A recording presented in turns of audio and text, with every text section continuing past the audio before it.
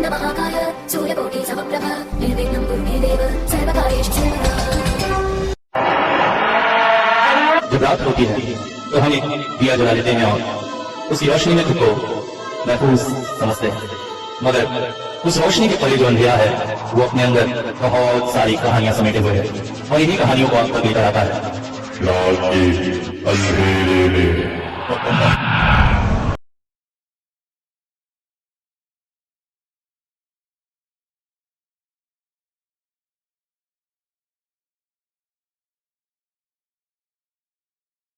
तुम लोग तो जानते ही हो, बचपन से मुझे दूसरे बच्चों की तरह स्वभाव नहीं था।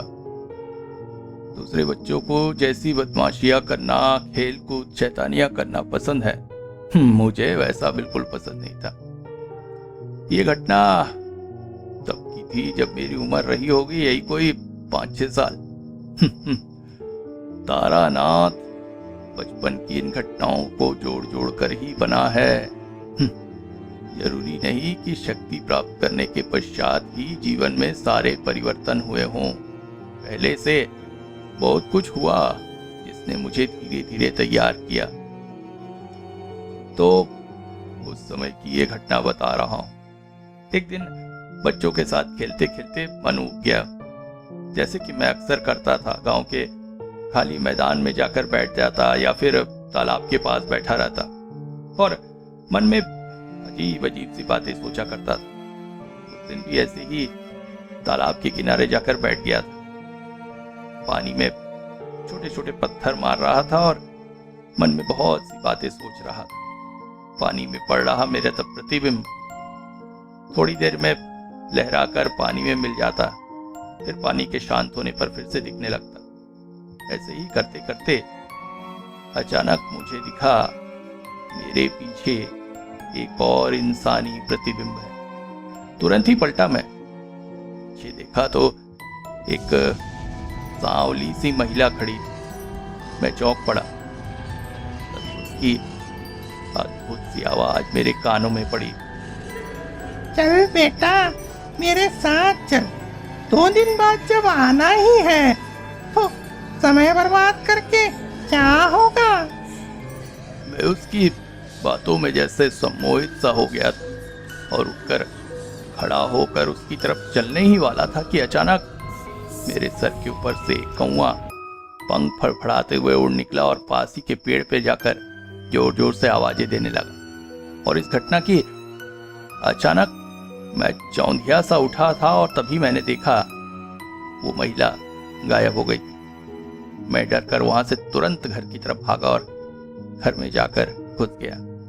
मेरे बाल मन ने उसी समय मुझे समझा दिया था कि अगर मैंने इस घटना के बारे में घर में किसी को भी बताया तो मेरा बाहर निकलना बंद हो जाएगा, क्योंकि मेरे घर वालों को ये बात पता थी कि मैं बहुत समय अकेले कहीं भी जाकर बैठा रहता हूँ। मेरे पिताजी और चाचा लोग इस बात पर ध्यान नहीं देते थे, पर दादाजी इस बात से बहुत परेशान रहते थे, ये मुझे पता था। एक बार उन्होंने मुझे बुलाकर पूछा भी, "अरे तारानाथ, सुना है बच्चों के साथ खेलने में तुझे अच्छा नहीं लगता है?" मैंने उन्हें जवाब दिया, "दादाजी, अच्छा नहीं लगता ऐसा नहीं है, मगर उनके साथ हर समय खेलना मुझे पसंद नहीं है। असली में मेरी तब की स्थिति ऐसी ही थी। मन में अजीब अजीब से सवाल उठते थे और उन सवालों के जवाब खोजने के लिए मैं एकांत में जाकर बैठ जाता था।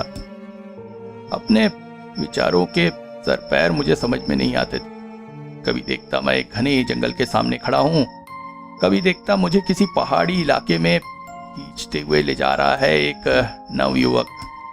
पर जब भी मैं अपने आसपास के लोगों के चेहरे देखने की कोशिश करता, वो चेहरे मुझे नहीं दिखाई देते। दादाजी मेरी बात सुनकर बोले, "चल तो कल तुझे ब्रजभूषण के पास लेके जाऊंगा। उसके पास एक बार नहीं जाने से लगता है तेरी बातों को समझना मुश्किल होगा। ये ब्रजभूषण थे हमारे गांव के पास के गांव में रहने वाले एक प्रसिद्ध ज्योतिषी। दादाजी ने रात को खाना खाते समय बताया था कि उनके पास दूर दूर गांव से लोग अपनी भाग्य गणना कराने आते हैं और उनकी ज्योतिषी इतनी सच्ची निकलती है कि क्या कहने। वो रात बड़ी बेचैनी में बीती। इस छोटे से तारानाथ के मन में बहुत खुशी थी कि कल जाकर मैं अपने भविष्य को जान सकूंगा। अगली सुबह हम बैलगाड़ी में बैठकर पास के गांव के लिए निकल पड़े। दादाजी ने साथ में एक बड़ा सा कटहल पेड़ से तोड़कर रख दिया था। गांव के रास्ते में बैलगाड़ी में बैठकर यात्रा करने का भी अपना ही एक आनंद है, ये बोलकर नहीं बताया जा सकता है।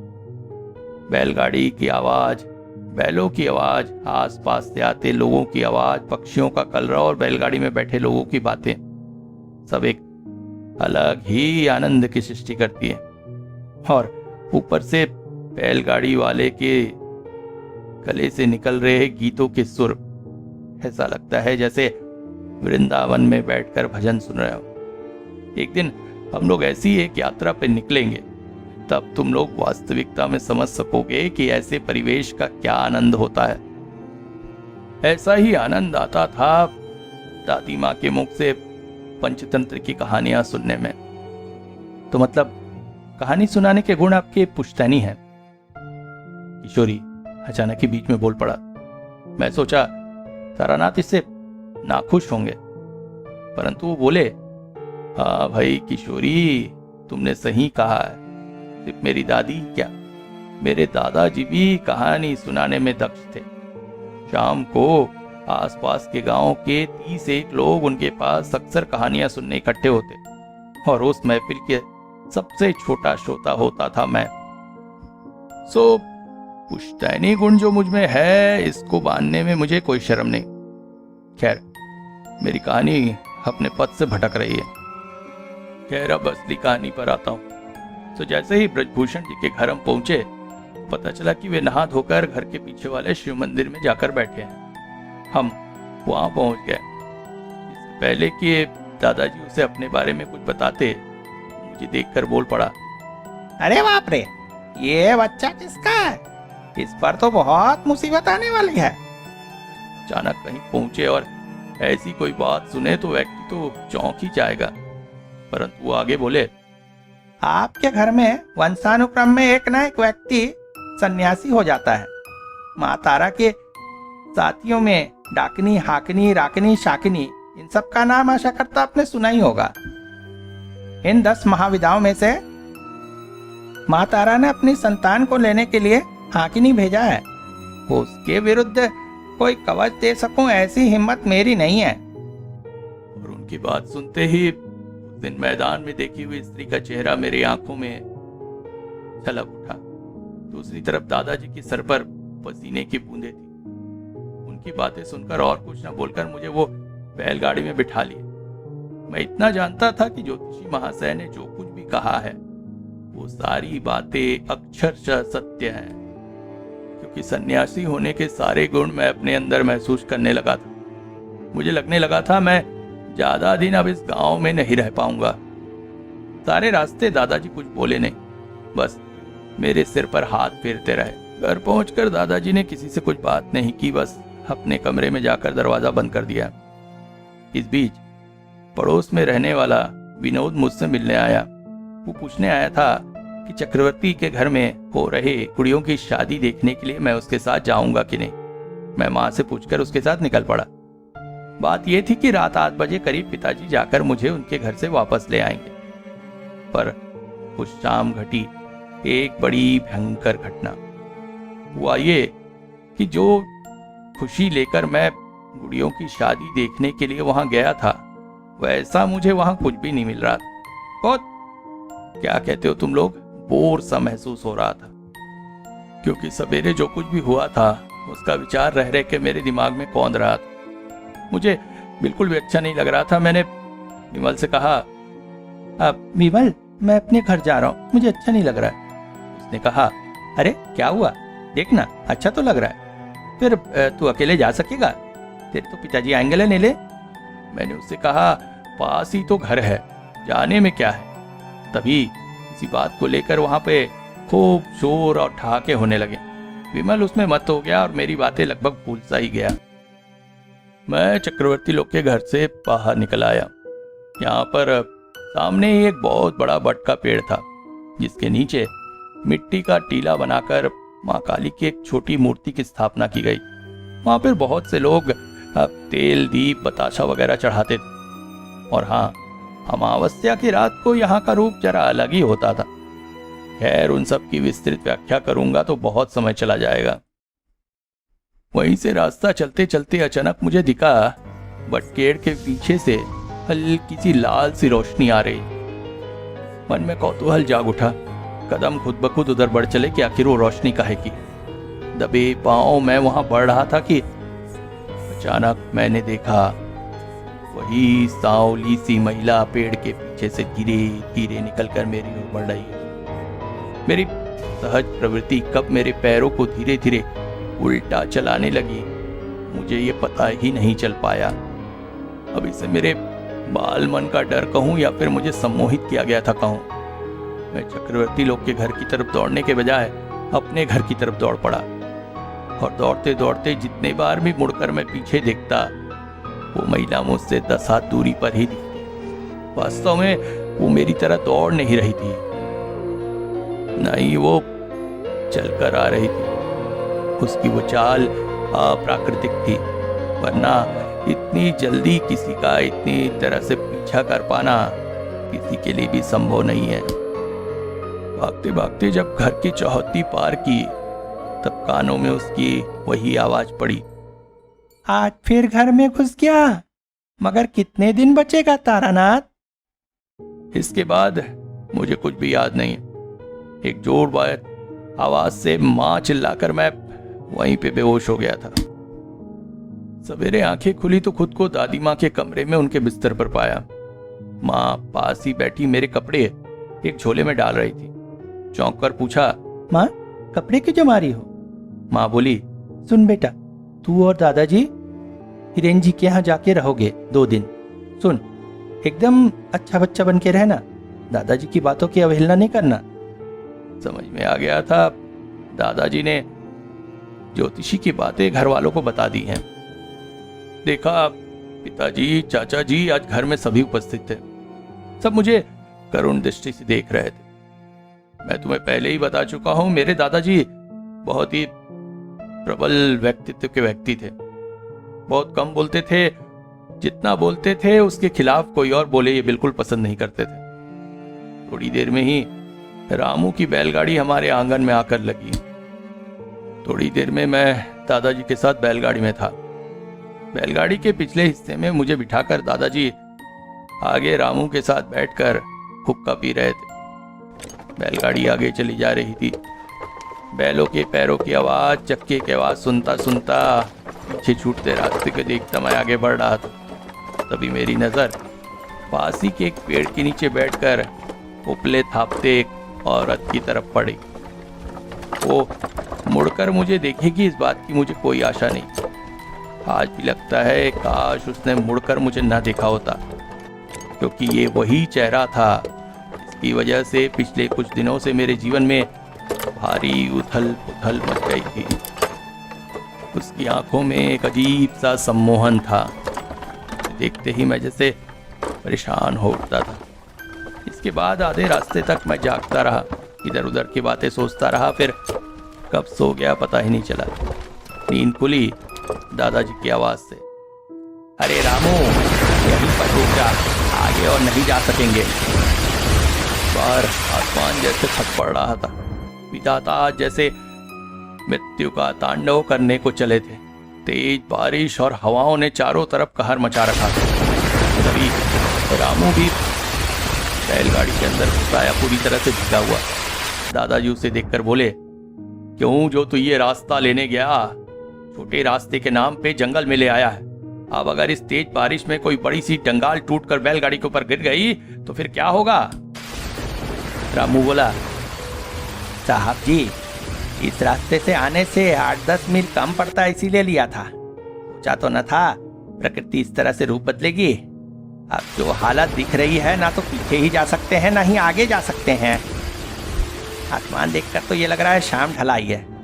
आगे न जाने कहाँ कौन से रास्ते में पेड़ गिरने से बंद होगा। अंधेरे में कुछ कर भी तो नहीं पाएंगे। बारिश को थोड़ा रुकने देते हैं, फिर सोचेंगे क्या करना है। दादाजी के चेहरे पर चिंता की लकीरें उभर आई थी। बोल पड़े, जाने के रास्ते में ऐसी बाधा, ये तो अच्छे लक्षण नहीं है। और तभी हम सबके कानों में पड़ी एक आवाज,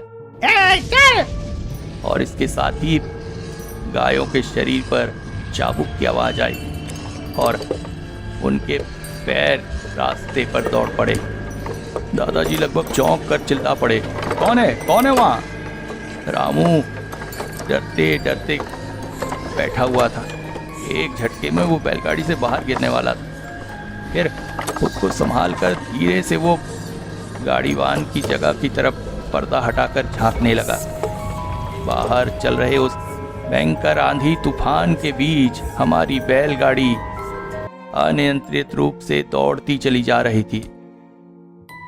ये आवाज वही आवाज थी जो मैं अभी तक सुनता आ रहा था, और आज शायद मेरे साथ दादाजी ने भी वो आवाज सुनी थी।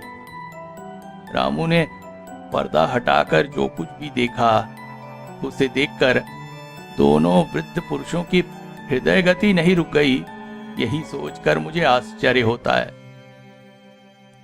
तारानाथ थोड़ा देर रुके। उनके माथे पर पसीना भर आया था। हम जैसे एक सपन देश में चले गए थे। ऐसा ही अजीब जादू है इस व्यक्ति की बातें कहने के ढंग में। जाने कब आसपास का वातावरण विलीन होकर एक स्वप्न देश में हम पहुंच जाते हैं, पता ही नहीं चलता है। किशोरी बोला, अरे अरे, आपने बीच में ही कहानी क्यों रोक दी? बताइए ना। तारानाथ बोले, एक सिगरेट पिलाओ। किशोरी ने तुरंत ही अपनी जेब से सिगरेट निकालकर उनके ओर बढ़ा दिया। सिगरेट जलाकर उसकी एक कश लेते हुए बोले, कहानी का जो असली पक्ष है वो यहां से शुरू हो रहा है। ये भी जीवन की तरह ही है, बीच बीच में थोड़ा रुक जाना पड़ता है, तब समझ में आता है कि आगे आने वाला जो परिवेश है वो कितना सुंदर है। रामू ने जैसे ही पर्दा हटाया, हमने देखा चालक के स्थान पर एक महिला घुटनों के बल बैठी हुई है। न जाने किस अदृश्य जगत से वो आई थी, और गाड़ी की तरफ झुकी होने के बाद भी उसकी नजरें हम लोगों पर ही टिकी हुई थी। अचानक ही दादाजी मुझसे बोले, तारानाथ मेरे पास आजा आजा। दादाजी के चेहरों को देखकर रामू शायद समझ गया था कि ऐसा होगा, ये दादाजी को पहले से पता था। वो बोल पड़ा, साहब जी, ये कौन सी मौत की घड़ी अपने साथ ले आए हैं? मेरे बैल तो बचेंगे नहीं। दादाजी बोले, रामू, जीवन में कई बार ऐसी परिस्थिति आती है जिनका सामना करना पड़ता है। भगवान का नाम जपना शुरू कर। इस भयानक परिवेश को देखते हुए मैंने तुरंत ही दादाजी से कह दिया, दादाजी, वो औरत आप लोगों को नहीं, मुझे लेने आ रही है। पिछले 2-3 दिन से वो लगातार मेरा पीछा कर रही है। घबराकर सारी बातें मैंने कही दी, पर तभी आश्चर्यजनक तौर पर जैसे वो दुर्योग के क्षण थम गए। बाहर आंधी तूफान सब रुक सा गया। बैल भी अपने सरल गति में आ गए थे। गाड़ी के अंदर का वो हिस्सा नीली रोशनी से भर उठा। रामू कपड़ा हटाकर बोल पड़ा, वो कौन है? कौन खड़े हैं वहां पर? दादाजी ने भी बाहर झांका। बाहर एक दिव्य वर्ण व्यक्ति बोला, आप लोग पश्चिम वाले मां काली के मंदिर की तरफ चले जाइए, थोड़ी देर में मैं वहां पहुंच रहा हूं। आश्चर्यजनक तौर पर इस समय गाड़ीवान के स्थान पर जो विभीषिका बैठी थी वो गायब हो गई। प्राकृतिक दुर्योग भी थमसा गया। मुझे ऐसा लगा जिस व्यक्ति की आवाज सुनी दादाजी उसे पहचानते हैं। रामू अब चालक के स्थान पर बैठ गया था। मैंने दादाजी से पूछा, दादाजी कौन आया था? अगर दादाजी उसे जानते हैं तो दिव्य पुरुष कौन है वो? दादाजी बोले, मैं तुझे सिर्फ इतना बता सकता हूं तारानाथ, मैं इस व्यक्ति को जानता हूं। तारानाथ, ये तेरे जन्म के समय भी आया था, मगर ये कौन था ये ठीक से मुझे याद नहीं आ रहा है। दादाजी की बातों ने मेरे मन में फिर से ढेर सारे प्रश्न भर दिए। मैं थककर उनके गोद में लेट गया। उस व्यक्ति के जादुई चमत्कार से वो विभीषिका चालक के स्थान से गायब हो चुकी थी। अब रामू बैलगाड़ी चला रहे थे। बैलगाड़ी पानी से भरे कीचड़ वाले उस रास्ते पर उस व्यक्ति के बताए दिशा में बढ़ रही थी। रामू बोल पड़ा, साहब जी, क्या से क्या हो रहा है, कुछ समझ में नहीं आ रहा है। अब ऐसे में अगर मुझे कुछ हो गया तो मेरे घर में बीवी, छोटे छोटे बच्चे हैं, उनका क्या होगा? दादाजी बोले, रामू, गांव में जाके ये सब घटना मत बताना, नहीं तो मेरे नाती का जीवन नरक बन जाएगा। इन्हीं सब से बचाने के लिए तो इसे अपने भाई के घर ले जा रहा हूं, कुछ दिन वहां रखने। और जिसने हमारे प्राण बचाए हैं उसे मैं जानता हूं, पर वो जो इतने आसपास की किसी गांव में रहता था, इसका मुझे पता नहीं था। इस लड़के में कुछ जादुई शक्तियां हैं। इससे पहले एक बार आया था मेरे घर एक रात सोने के लिए। वहां की बहुत घटना है, अभी पहले वहां चल जहां हमें जाना है। जान से बचेंगे तब तो आगे की बात करेंगे, न जाने आगे और क्या क्या मुसीबतें झेलनी पड़ेंगी। तभी वो फिर बोले, देखिए तो साहब, वो एक मंदिर जैसे लग रहा है ना? हाँ, मंदिर जैसा तो लग रहा है, मगर उसमें तो कोई मूर्ति नहीं है। मैंने भी बैलगाड़ी से बाहर से निकाल कर देखा, सच में वहां पे एक मंदिर था। भगनाश्वर मंदिर को देखकर उसकी भव्यता देखते ही बनती थी, परंतु बहुत समय से वहां लोगों के आने जाने न होने के कारण आसपास जंगल, झाड़ी और परजीवियों के उगाने की वजह से उसका स्वरूप ढलता सा जा रहा था। लोगों के आने जाने के भाव में ईश्वर वहां से अंतर्ध्यान हो गए, और ईश्वर के जाने से शैतान की काली शक्ति अब वहां अपना रूप जमा रही है। आसमान से बारिश रुक चुकी थी, मगर अभी भी उसका मुंह सूजा हुआ था। दादाजी मुझे पकड़कर लेकर आकर मंदिर के चौहद्दी में बैठा दिए। रामू अभी भी उस व्यक्ति को खोज रहा था जो हमें यहाँ आने के लिए बोलकर गया था। दादाजी मंदिर की चौहद्दी में बैठे बैठे कुछ कुछ बड़बड़ा रहे थे और इधर उधर देख रहे थे। लगभग घंटे भर वहां बैठने के बाद भी जब एक दो कौए और दो चार सियारों के अलावा किसी जीवित व्यक्ति के अस्तित्व का पता नहीं चला, तो रामू बोला, साहब जी, लगता है ये व्यक्ति भी हमें किसी मुसीबत में डालकर चुपचाप निकल गया है। हम लोग मुसीबत में पड़कर उसकी बातें सुनकर यहाँ तक आ गए। हम लोग को वहीं से वापस चले जाना चाहिए था। नहीं रामू, हम माँ के मंदिर में, यहाँ पर कोई भी अशरीरी हमें स्पर्श नहीं कर पाएगा। थोड़ा इंतजार करते हैं। अचानक मंदिर के पीछे से किसी के खांसने की आवाज आई। रामू ने पास ही से एक मोटी सी पेड़ की डंगाली पकड़ी थी। उसे हाथों में पकड़े वो दादाजी के पास आकर खड़ा हो गया। तभी मंदिर के पीछे से रक्तांबर पहने एक वृद्ध व्यक्ति का आविर्भाव हम सबके सामने हुआ। उस व्यक्ति को देखते ही दादाजी जैसे विस्मय से भर उठे और बोल पड़े, केदार, केदार, तू यहाँ कैसे आया मेरे भाई? कहाँ था इतने दिन घर द्वार छोड़कर? मैं तो कुछ भी नहीं समझ पा रहा था। रामू के हाथों से लकड़ी गिर गई। वो बोला, साहब जी, ये यही क्या आपके छोटे भाई केदार जी हैं? केदारनाथ? तब मेरे मन में बात आई। मेरे पिताजी के सबसे छोटे चाचा और दादाजी के सबसे छोटे भाई, जो काफी समय पहले अचानक ही कहीं चले गए थे, वही हमारे सामने अचानक ही प्रकट होकर खड़े हुए हैं। ये तू कहाँ था इतने साल? माँ अंतिम समय में तुझे एक बार देखने के लिए तड़प रही थी। आज आया मेरे भाई तू। यहाँ पर मैं उनको छोटे दादाजी न कहकर केदारनाथ ही कहूंगा, ताकि तुम लोग को समझने में आसानी रहे। तुम लोग बैठो, मैं चाय लेके आऊं। जारी ने चाय बना ली है, उसकी खुशबू मुझे आ गई है। ये व्यक्ति कैसे हर तरफ ध्यान रख लेता है, ये मुझे आज तक समझ में नहीं आया। एक तरफ डूब कर कहानी बता रहा है तो दूसरी तरफ चाय की खुशबू भी उसे आ चुकी है। थोड़ी देर में चाय और चनाचूर आ गए। हमसे बोले, लो चाय खत्म करो, और चाय की चुस्कियां लेने लगे। हम लोग भी उनकी बातों का अनुसरण करके चाय पीने लगे। चाय खत्म होने के बाद तारानाथ फिर से शुरू हो गए। बोले, इसके बाद केदारनाथ जी ने दादाजी के पैर छुए, फिर पास ही आकर बैठ गए। मुझे इशारा करके बोले, आ बेटा, मेरे पास आ। ये जीवन में पहली बार मैं किसी साधु सन्यासी जैसे व्यक्ति के पास जा रहा था। काफी समय से उन्हें देखकर मन में एक भक्ति की भावना तो जागी हुई थी। मुझे अपनी गोद में बिठाते हुए बोले, चिंता मत कर, तेरा कोई कुछ नहीं बिगाड़ सकेगा, मैं तो हूं ना। तू आराम से जिंदगी जिएगा, बड़ा होगा, खूब बड़ा आदमी बनेगा, उसके बाद जिंदगी जो करना है करेगी। उस समय मैं नहीं समझ पा रहा था, मगर आज सोचता हूं उनकी इन बातों में कैसा अभिनय छुपा हुआ था। मेरे भावी जीवन के बारे में उन्हें शायद सब कुछ पता था, उसके बाद भी उन्होंने ऐसा कहा।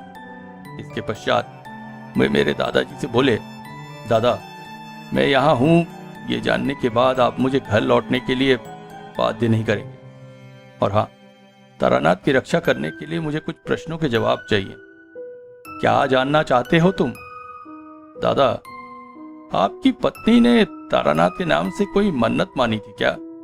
तारानाथ जब 5 साल का था तब मेरी पत्नी ने कुछ सोचा तो था, पर वो मन्नत है ऐसा कुछ नहीं था। उसके बारे में जानने की जरूरत नहीं है, अब वो एक अभिशाप बन चुका है। माँ काली से अगर आप कोई मन्नत करते हैं तो उसे समय पर पूरा करना होता है, क्योंकि समय बीत जाने के बाद माँ काली अप्रसन्न हो उठती हैं। ऐसे में मन्नत करने वाले या किए हुए व्यक्ति के पीछे वो अपनी साथी राकनी या हाकनी को भेज देती है। ये मायाविनी होती है, ये किसी भी इंसान का रूप ले सकती हैं। और आज जो कुछ भी हो रहा है इसके पीछे आपकी पत्नी की वही मन्नत है। हमें जल्द से जल्द वो मन्नत पूरी करनी होगी, और उस मन्नत को पूरी करने के लिए यहाँ पर पूजा और बलि का प्रयोजन है। बलि देगा तारानाथ अपने हाथों से। मगर यहाँ पे पूजा होगी कहाँ? मंदिर कहाँ है? और अगर ये मंदिर ही है तो यहाँ पर मूर्ति कहाँ है? अचानक ही तेजी से हंस पड़े केदारनाथ। आप उन्हें देख नहीं पा रहे दादा, वरना ईश्वर तो सब जगह उपस्थित है। आप क्या अब तक नहीं समझे हैं कि आखिर अमर जीवन ने आप लोगों को इसी मंदिर की तरफ क्यों भेजा? सिर्फ मूर्ति होना ही ईश्वर की उपस्थिति नहीं है। बाकी समय बीतने दीजिए, आप उन्हें प्रत्यक्ष देखेंगे। अब ठीक है केदार, क्या चाहिए तुझे ये बता, हम कोशिश करके सब कुछ जुगाड़ेंगे। मैं और रामू जाते हैं। अचानक ही मैं रामू की तरफ देखा। पत्थर का बुत बना वो यहाँ पे खड़ा हुआ भक्ति भाव से केदार दादाजी को देख रहा था। अब वो आगे बढ़ाया। केदार दादाजी ने कहा, थोड़ा सा उबले चावल, अब केला और 5 जवा की 2 मालाएं, 5 दिए तेल और पर्याप्त मात्रा में यज्ञ के लिए घी, लकड़ियां और धान की बालियां। बस इतना कुछ ही ला देने से होगा। बाकी सब कुछ मैंने खुद ही इकट्ठा करके रखा है। और बलि के लिए जानवर? यहाँ पर जानवर की बलि नहीं होगी दादा, सिर्फ कच्चा केला की बलि से ही माँ प्रसन्न हो जाएंगी। मेरे दादाजी परिवार की उन्नति के लिए कोई भी काम करते समय कोई कमी नहीं रखते थे। आज भी वैसे ही स्थिति थी। जब दादाजी निकलने लगे तब केदार दादाजी ने 2 रुद्राक्ष की छोटी छोटी मालाएं उनकी तरफ बढ़ाते हुए कहा, इसे आप पहन लीजिए, रास्ते में कोई भी आपदा आप लोगों को स्पर्श नहीं कर पाई। उस दिन की शाम अलग ही अंदाज में थी। एक तो जंगल में सूरज का प्रवेश वैसे ही कम होता है, ऊपर से आसमान ने आज अपना मुंह सिकोड़े रखा था, इसलिए जल्दी अंधेरा होने लगा था। मैंने केदार दादाजी की तरफ ध्यान दिया। मंदिर के प्रांगण में पद्मासन में बैठकर अपनी पोटली अपने पास लेकर उसमें से एक डब्बे जैसा कुछ निकाला। सिंदूर की उस डुबिया में घी जैसी कुछ चीज वो उसमें डालने लगे। इसके साथ साथ वो कुछ मंत्र बोले जा रहे थे। मैंने उनसे पूछा, अच्छा दादाजी, आपने ये सब कैसे जाना कि हमारे साथ क्या हो रहा है? और दादी ने मेरे नाम से मन्नत की है, ये भी आपने कैसे जाना? वो सिर्फ हंस पड़े और अपना काम करते रहे। कुछ देर बाद बोले, बेटा तुम जहाँ भी रहो मुझे तुम्हारे बारे में सारी खबर मिल जाती है। तुम्हारे मन में जो भी संसार है वो मुझसे जुड़ा हुआ है। अभी तुम छोटे हो इसलिए नहीं समझ रहे हो, बड़े होगे तो समझ जाओगे। आने वाली मुसीबतें पहले से तुमको पता चल जाएंगी। अभी ये सब समझने की तुम्हारी उम्र नहीं हुई है। सबको यहाँ से इसीलिए तो भेज दिया है तारानाथ कि तुम्हें अकेले पा सकूं। पलक झपकते ही केदार दादाजी का चेहरा उस भयंकर नारी के चेहरे में बदलने लगा था। मेरी आंखों से होकर मेरे मस्तिष्क में प्रवेश करना चाह रही थी उसकी वो जलजलती आंखों की रोशनी। अचानक ही दिमाग में कौन पड़ा। केदारनाथ जी कह रहे थे, डाकिनी या हाकिनी इंसानी रूप का माया जाल रच सकती हैं। तो इसका मतलब रूप बदलकर अब तक ये पिशाचिनी हम लोगों को भटका रही थी। लोगों को मैं बता दूं, बचपन से मैं डरपोक नहीं था। दादा दादी माँ से पंचतंत्र की कहानियां सुनते हुए राक्षसी और पिशाचिनियों की इस तरह के रूप बदलने की बहुत सी घटनाएं मैंने सुनी हुई थी, और उन्हीं कथाओं में मैंने सुना था इस तरह की पिशाचिनियां किसी मनुष्य को बेहोश करके उसकी आत्मा लेकर कहीं भी आ जा सकती। दूसरे शब्दों में जिसे सूक्ष्म शरीर में विचरण कहना कहलाता है। यहाँ तुम लोगों को एक बात कह दूं, कहानी सुनना और आनंद देना ही नहीं चाहिए, अभी तो उसमें छुपे हुए ज्ञान को और उस व्यक्ति के जीवन में घटी घटनाओं से न कुछ सीख लेना भी श्रोताओं का कर्तव्य होता है। और मैं उसी तरह का श्रोता होने की वजह से उस दिन अपने प्राणों की रक्षा कर सका था, परंतु बाकी जो कुछ हुआ था वो अत्यंत आश्चर्यजनक था। खैर, प्रस्तावना न बनाकर कहानी पर लौटता हूँ। मैं जल्दी से मंदिर से बाहर कूद पड़ा और जंगल में इधर उधर भटकने लगा। मेरा मन कह रहा था कि जब उस पिशाचिनी ने केदारनाथ का रूप लिया है तो अवश्य ही केदारनाथ सशरीर यहीं आस पास कहीं उपस्थित होगा। सारा जंगल उस पिशाचिनी की हंसी से जैसे गूंजता चला जा रहा था। दादाजी अपने भाई को देखकर बहुत खुश जरूर हुए थे, मगर मैं तब से उनके अचानक यहाँ पर उपस्थिति को लेकर सोच रहा था। छोटा तारानाथ कम बदमाश नहीं था। बचपन से ही शायद ईश्वर ने मुझे ऐसी मनोवृत्ति और शक्ति दी थी कि इन पैशाचिक शक्तियों के खिलाफ मैं लड़ाई कर सकूं। दादी माँ अक्सर संध्या बत्ती देते हुए तारक ब्रह्म नाम जपती थी। मैंने भी वही जपना शुरू किया। पागल की तरह जंगल में इधर उधर भटकता जा रहा था। अचानक ही जंगल में अंधेरा उतर आया। दौड़ते दौड़ते थककर घुटनों के बल जमीन पर बैठ गया था। तभी कानों में आवाज पड़ी, तारानाथ, जंगल की दक्षिण दिशा में जाओ, वहीं तुम्हें अपना निर्दिष्ट काम मिलेगा। मैं इस आवाज को पहचानता था।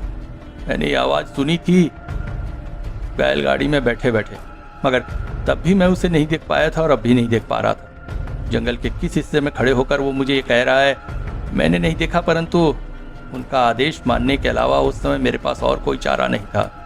अंधेरे में किसी तरह टटोल टटोल कर आगे बढ़ते बढ़ते 20 कदम ही बढ़ा था कि अचानक मेरे पैरों से कोई इंसानी शरीर छुआया। तुरंत ही जमीन पर बैठ गया और उसे हाथों से टटोल कर मैंने समझ लिया ये और कोई नहीं, केदारनाथ दादाजी का ही शरीर है। मुंह की दाढ़ी और चेहरे का स्वरूप पहचानने में मैं भूल नहीं कर सकता। तभी अचानक ऐसा लगा कि उनके शरीर में प्राणांश अभी भी बचे हुए हैं। मन किया छाती में कान लगाकर उनकी धड़कनें सुनूं, और तभी एक अत्यंत आश्चर्यजनक घटना घटी। ऐसे ही मैंने उनके सीने पर कान रखा।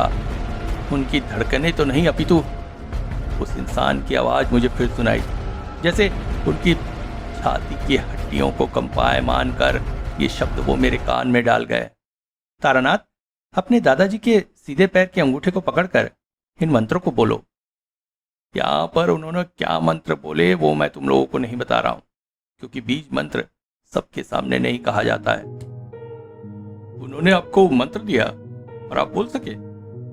अचानक किशोरी बीच में बोल पड़ा। उसके इस तरह बोलने से तारानाथ चिढ़े कि नहीं पता नहीं, मगर मैं बहुत चिढ़ गया। अरे यार किशोरी, तुम्हारी यही आदत पूरी है, सुनो ना पूरी कहानी, बीच बीच में क्यों बात करते हो? मगर तारानाथ हंसते हुए उसकी बातों का जवाब देने लगे। देखो, तुम लोगों को एक बात बता दूं कि ब्राह्मण पुत्र के जीवन में उपनयन संस्कार का बहुत महत्व है, और जब उपनयन संस्कार होता है तो यज्ञोपवीत पहनाने के बाद पंडित जी हमारे कानों में मंत्र बोलते हैं, और 1 साल तक उस मंत्र का हमें जाप करना होता है। परंतु आज जिस तरह के यज्ञोपवीत और उपनयन वगैरह का तिरस्कार हो रहा है, हमारे समय में ये बहुत श्रद्धा के साथ माना जाता था। आजकल तो बचपन में उपनयन संस्कार वगैरह होते ही नहीं। शादी के समय एक नियम के रूप में इसे मना दिया जाता है।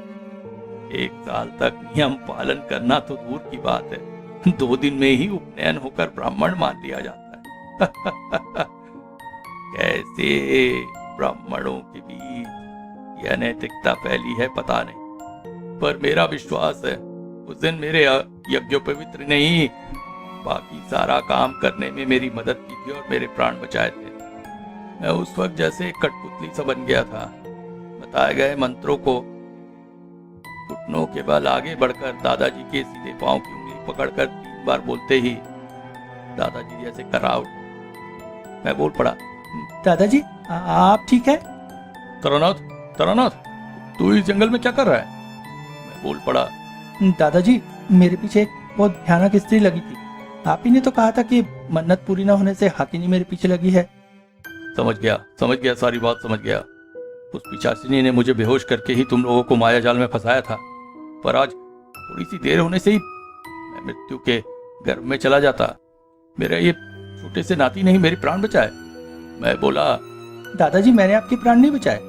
एक अदृश्य व्यक्ति ने मुझे जैसा जैसा कहा मैं वैसा वैसा करता गया। सिर्फ मुझे ही नहीं, दादाजी को भी उन्होंने जो कहा वैसा ही किया। सब कुछ उन्होंने ही किया, मगर हम लोग उन्हें देख नहीं सक रहे हैं। वो तुझे दर्शन नहीं देंगे, मगर हाँ तेरे पथ प्रदर्शक बनकर आज का काम कराएंगे। ये इंसान तेरे जीवन में कई बार आएंगे और बहुत मुख्य वस्तुओं में सूत्रधार की भूमिका निभाएंगे। पर हाँ, एक बार तू उनसे मिल सकेगा, पर कैसे, कब, ये मैं नहीं जानता। कुछ दिन पहली बार ये नाम सुना था, अमर जीवन। मैंने पूछा, दादाजी क्या ऐसा किसी का नाम होता है? उसके बारे में बाकी जानकारियां तुम्हें खुद इकट्ठी करनी होंगी, ये तुम्हारा कर्तव्य है। पर अब और समय बर्बाद नहीं, चलो चले। उस दिन के बाद से ही जैसे मेरे मन में ये नाम घर कर गया था। छत पर पतंग उड़ाते उड़ाते छत से गिर के मृत्यु के करीब पहुंचा था, इसलिए अगले जीवन में घुमंतु बनकर केदारनाथ और अमर जीवन की खोज में निकल पड़ा था। खैर वो सब बात कभी विस्तृत में बताऊंगा, आगे सुनो।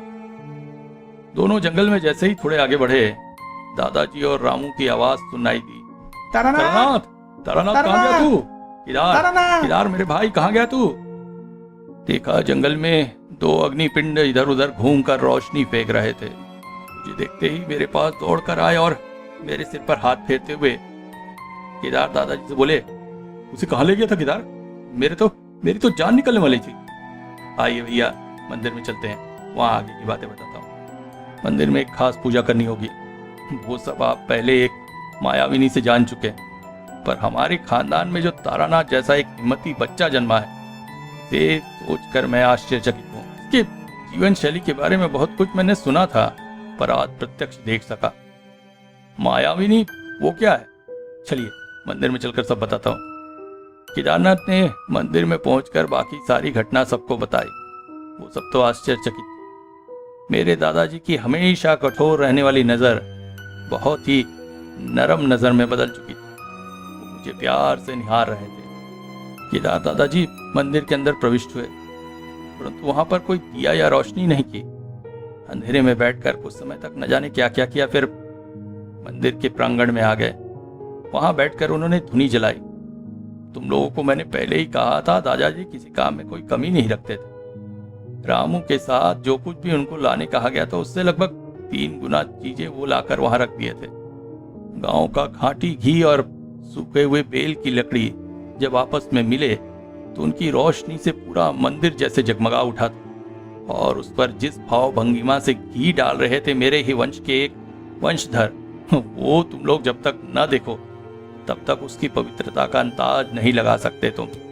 देखने से ऐसा लगता था रूप कथा में सुनी महादेव स्वयं प्रकट होकर काम कर रहे हैं। अचानक ही रामू बोल पड़ा, ये कैसे हो सकता है? और हम सब चौंक कर उसकी नजरों की तरफ नजर जैसे ही किए, हम भी आश्चर्यचकित हो गए। सामने हमने देखा कि मंदिर के अंदर जो कमरा अभी तक अंधेरे में पड़ा था, वो रोशनी से भर उठा और वहां पर एक अत्यंत सुंदर मां काली की प्रतिमा स्पष्ट दिखाई दे रही है। इसके बाद की घटना देखने का सौभाग्य हम लोगों को नहीं मिला। मंत्र बल से हो या डर से हो, हम तीनों ही बेहोश होकर गिर पड़े थे। सवेरे रामू की आवाज से होश आया हमें। साहब जी उठिए, उठिए उठिए उठिए उठिए। और जब उठकर देखा, जहां पर हवन हो रहा था वहां पर ईंटे के नीचे एक कागज का टुकड़ा रखा था। दादाजी ने तुरंत ही कागज उठाकर पढ़ना शुरू किया। इसमें मोती जैसे अक्षरों में लिखा था, दादा, अपना काम करके मैं फिर से आगे निकल रहा हूं, मुझे खोजने का कोई प्रयोजन नहीं है। घर जाने से पहले माँ की मूर्ति को तालाब में विसर्जन दे दीजिएगा। मैंने जिस दर्पण में माँ का रूप सजाकर रख दिया है, उसे तारानाथ के पास हमेशा रख दीजिएगा। किसी भी मुसीबत में वो तारानाथ की मदद करेगी। इति आपका छोटा भाई। कहकर तारानाथ उठ गए और अपनी अलमारी खोलकर एक छोटी सी पोटली लेकर फिर से हमारे पास आकर बैठ गए। और फिर हमारे सामने एक छोटी सी लकड़ी के फ्रेम वाला आईना निकाल रहा है। ये देखो वो दर्पण। अच्छा, अब तुम लोग आओ। मुझे और अच्छा नहीं लग रहा है। पुराने समय की बातें याद करने से मेरा मन बहुत विचलित हो जाता है और भी एक के बाद एक बातें जुड़ती जाती हैं। फिर कभी बताऊंगा।